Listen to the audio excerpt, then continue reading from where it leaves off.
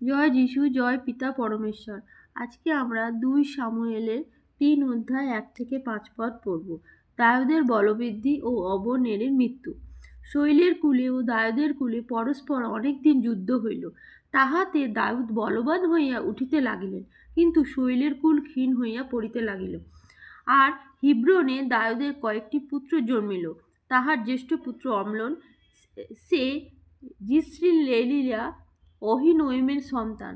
তাহার দ্বিতীয় পুত্র কিলাব, সে কর্মনীয় নাবলের বিধবা অবলীগলের সন্তান। তৃতীয় অবসালম, সে গসুরের তলময় রাজার কন্যা মাখার সন্তান। চতুর্থ আর্দনীয়, সে হুগিতের সন্তান। পঞ্চম শফটীয়, সে অবিটলের সন্তান।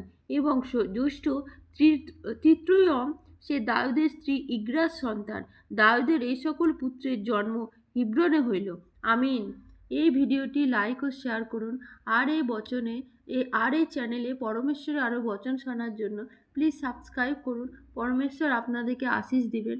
আর কমেন্ট বক্সে আমেন লিখে রিসিভ করুন। জয় যিশু মসিহ, হালেলুয়া।